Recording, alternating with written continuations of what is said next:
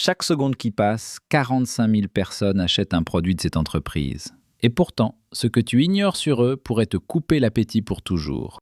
Ce groupe est présent dans 97% des foyers du monde. Il possède plus de 2000 marques. Et son histoire cache des secrets que personne ne veut que tu connaisses. Mais pour comprendre comment on en est arrivé là, il faut remonter au début. À un pharmacien suisse, une farine lactée et des bébés qui mouraient par milliers. 1867, la Suisse. Henri Nestlé est un pharmacien d'origine allemande installé à Vevey. Il observe un problème terrible autour de lui. À cette époque, un bébé sur 5 meurt avant son premier anniversaire. La malnutrition infantile est un fléau. Les mères qui ne peuvent pas allaiter n'ont aucune solution. Alors Nestlé invente la farine lactée. Un mélange de lait de vache, de farine de blé et de sucre. Et ça marche. Des bébés condamnés survivent grâce à sa formule. C'est un fait indiscutable. Cette invention a sauvé des milliers de vies. Et c'est important de le dire. Parce que cette histoire commence avec une bonne intention, ce qui rend la suite encore plus troublante. Le succès est immédiat. La farine lactée se vend dans toute l'Europe. En 1875, Nestlé exporte déjà dans 5 pays. L'empire commence à naître. Mais Henri Nestlé ne verra jamais l'empire grandir. Il vend son entreprise la même année, pour 1 million de francs. Aujourd'hui, elle en vaut plus de 250 milliards. Retiens ce chiffre. 1 million vendus pour 250 milliards. C'est comme vendre un appartement à Paris et découvrir que c'était tout le quartier. Les nouveaux propriétaires sont ambitieux. Fusion avec Anglo-Swiss Condensed Milk en 1885, le lait condensé rejoint la gamme. L'expansion s'accélère. Puis viennent les guerres mondiales. Et paradoxalement, les guerres sont bonnes pour le business alimentaire. Les armées ont besoin de nourriture, beaucoup de nourriture, facile à transporter. Pendant la Seconde Guerre mondiale, le chiffre d'affaires du groupe double. Le café soluble devient la boisson officielle des soldats américains. Des millions de tasses par jour. Après la guerre, la machine s'emballe. Acquisition, fusion, diversification, chocolat, café, eau, surgelé, nourriture pour animaux. Un empire tentaculaire se construit décennie après décennie. Et devine combien de marques ce groupe possède aujourd'hui. Plus de 2000. Ton café du matin, les croquettes de ton chat, ton eau en bouteille, c'est probablement eux. Leur chiffre d'affaires dépasse 90 milliards de francs suisses par an. Plus que le PIB du Kenya, du Guatemala et de la Bolivie réunis.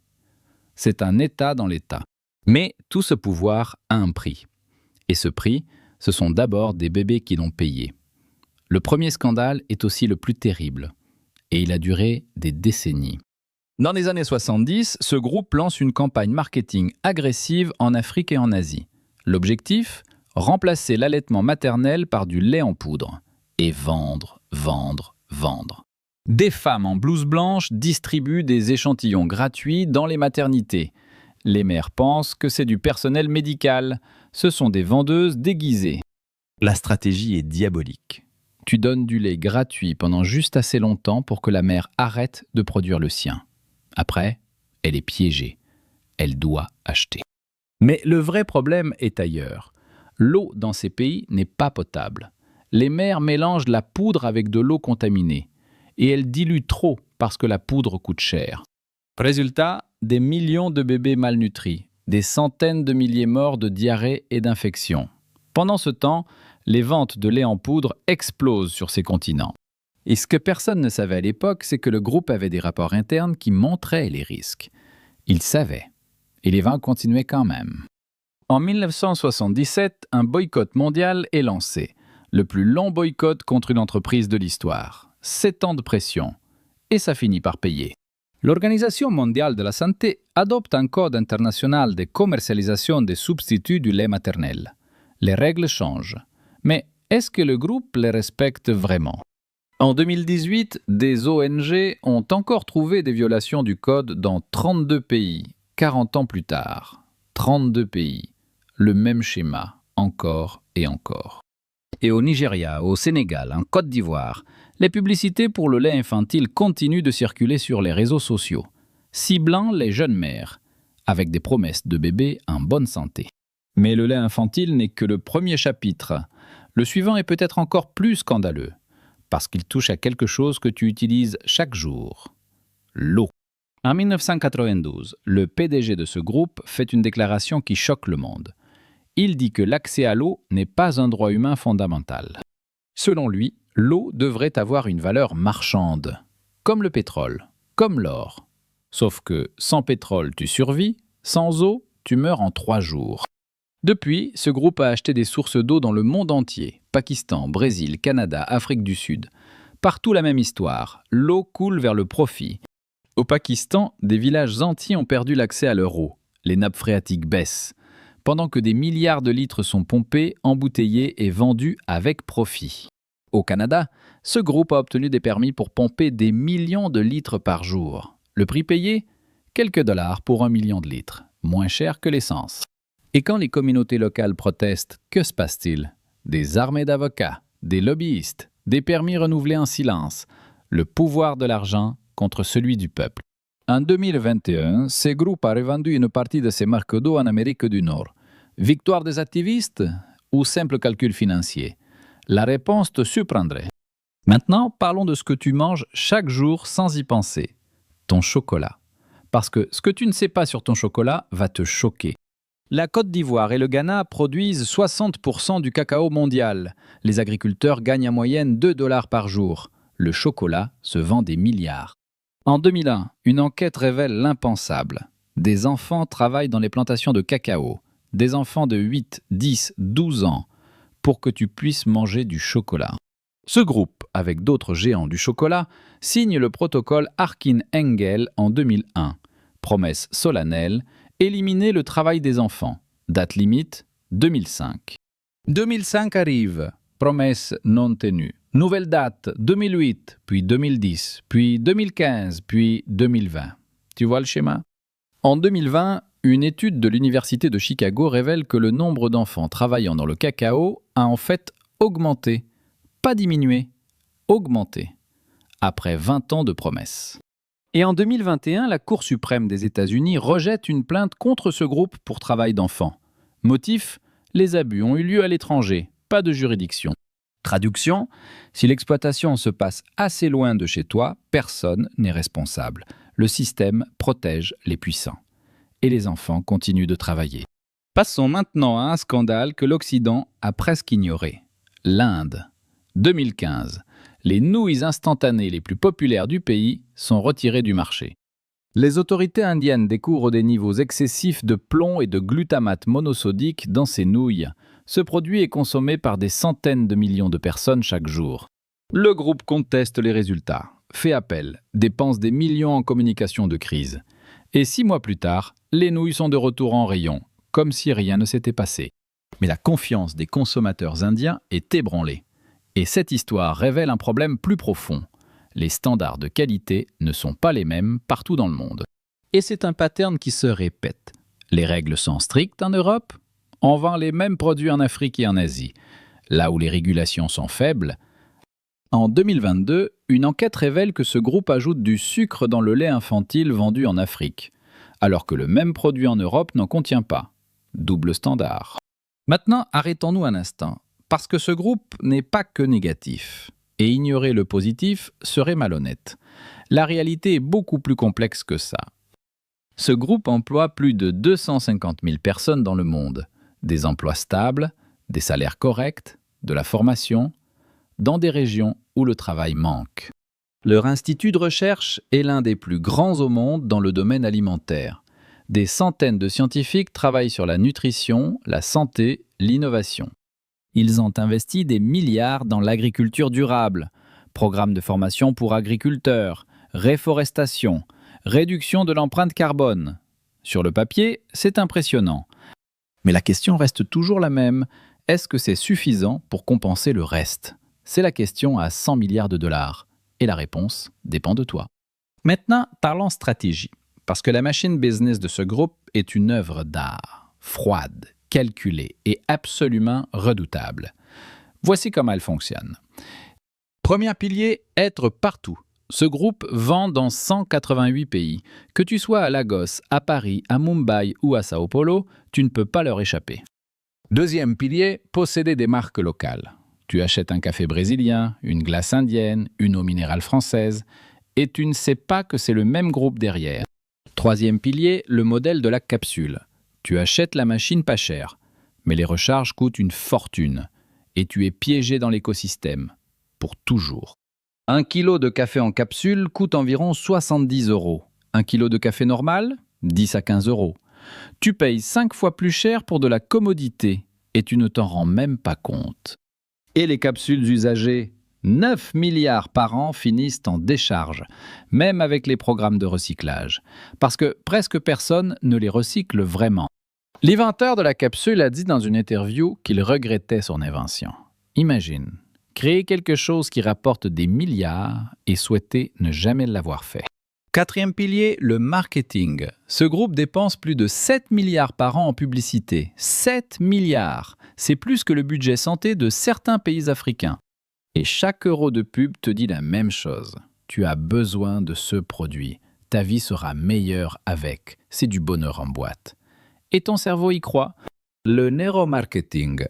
Ce groupe investit dans la science du désir. Des IRM cérébrales pour comprendre comment tu réagis aux couleurs, sons et textures de leurs emballages. Chaque couleur sur l'emballage est calculée. Chaque mot est testé sur des groupes de consommateurs. Tu penses que tu choisis librement. En réalité, ils ont déjà choisi pour toi. Et maintenant, le sujet que personne ne couvre, le plastique. Ce groupe est l'un des plus grands producteurs de déchets plastiques alimentaires au monde, des centaines de milliers de tonnes chaque année.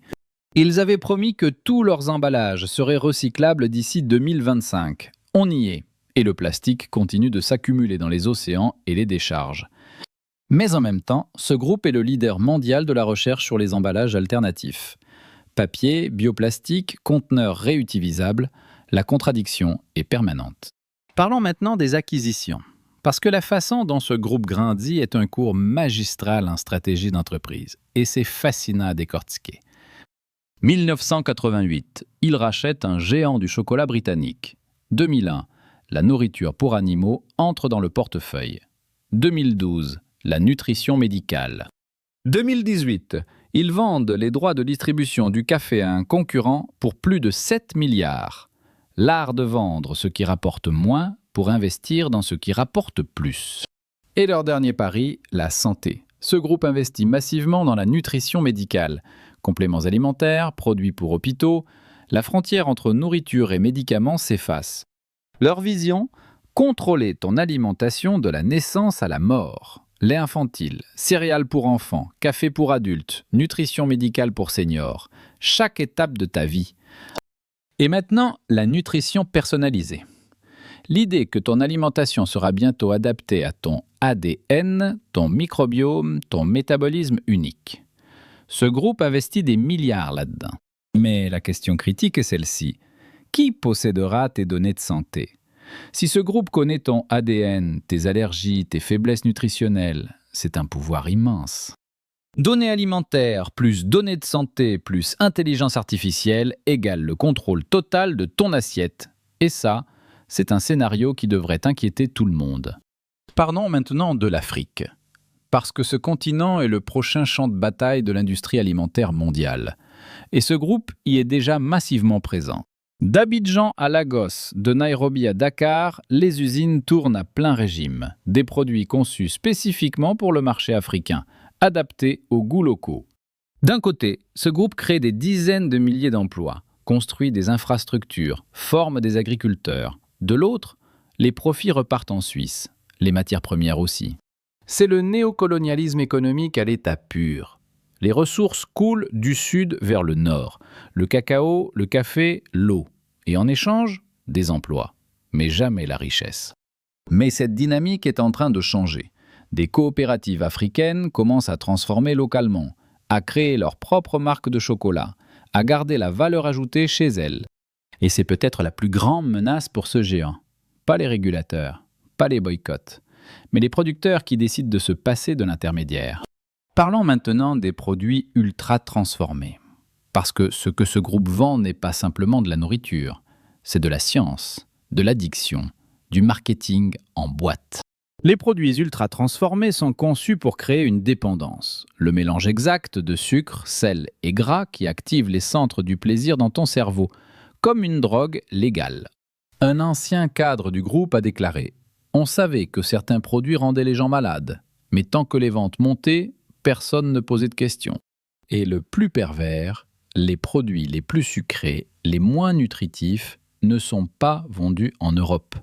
Ils sont vendus dans les pays à faible revenu, là où les gens sont les plus vulnérables.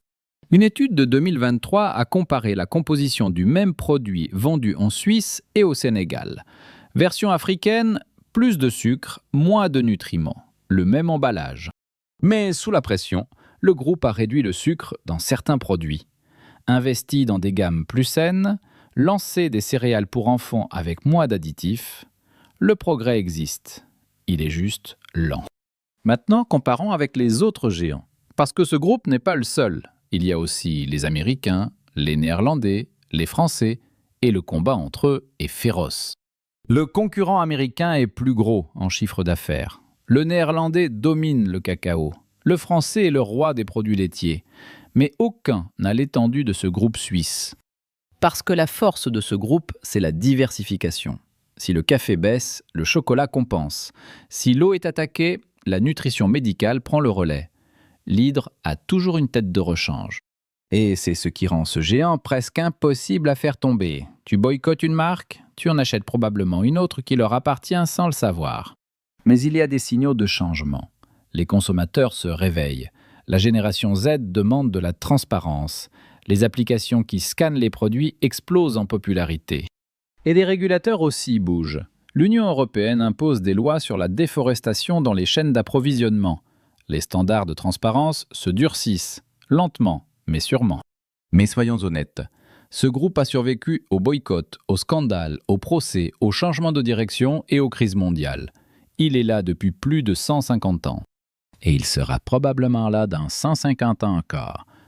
La question n'est pas de savoir s'il va disparaître. La question est de savoir comment il va évoluer et qui va le forcer à changer. Et c'est là qu'on arrive à la leçon de cette histoire. Parce que l'histoire de ce groupe n'est pas juste l'histoire d'une entreprise, c'est l'histoire du capitalisme alimentaire mondial. C'est l'histoire d'un système où la nourriture n'est plus un besoin fondamental. C'est un produit financier, un actif, un instrument de pouvoir et de contrôle. Un système où un agriculteur en Côte d'Ivoire gagne 2 $ par jour, pendant que le PDG du groupe gagne des millions. Le même système, deux réalités opposées. Un système où l'eau d'un village au Pakistan est pompée, embouteillée et vendue à un consommateur en Europe qui ne se pose aucune question. Le confort de l'ignorance. Mais ne te méprends pas. Le but de cette vidéo n'est pas de te culpabiliser. Le système est plus grand que toi, plus grand que moi, plus grand que n'importe quel consommateur individuel. Le but est de t'informer. Parce que l'information est la première arme du changement. Tu ne peux pas changer ce que tu ne connais pas. Et maintenant, tu sais. Voici ce que tu peux faire. 1. Lis les étiquettes, pas juste les calories. Regarde qui fabrique le produit. Tu seras surpris de voir combien de marques appartiennent au même groupe. 2. Soutiens les alternatives locales quand tu peux. Les coopératives, les petits producteurs. Chaque achat est un vote, et ton vote compte plus que tu ne le penses. 3. Demande de la transparence aux entreprises, aux politiques, aux médias, parce que le silence protège les puissants et la lumière les oblige à rendre des comptes. 4. Partage cette information, pas pour faire peur, mais pour que d'autres sachent, parce que le changement ne viendra jamais d'un seul individu, il viendra d'une masse critique. Cette histoire est loin d'être terminée. Ce groupe va continuer à évoluer, à s'adapter, à trouver de nouvelles façons de croître. La question est, dans quelle direction ? Si tu veux comprendre comment un autre empire a dominé le monde puis tout perdu, regarde notre prochaine vidéo. L'histoire est tout aussi incroyable. Et la chute encore plus spectaculaire. Abonne-toi à Empire oublié, active la cloche et partage cette vidéo avec quelqu'un qui mérite de savoir ce qu'il mange vraiment. On se retrouve très vite. Parce que la vérité, c'est comme la nourriture. Tout le monde en a besoin. Mais peu de gens savent vraiment ce qu'ils consomment. À toi de faire la différence.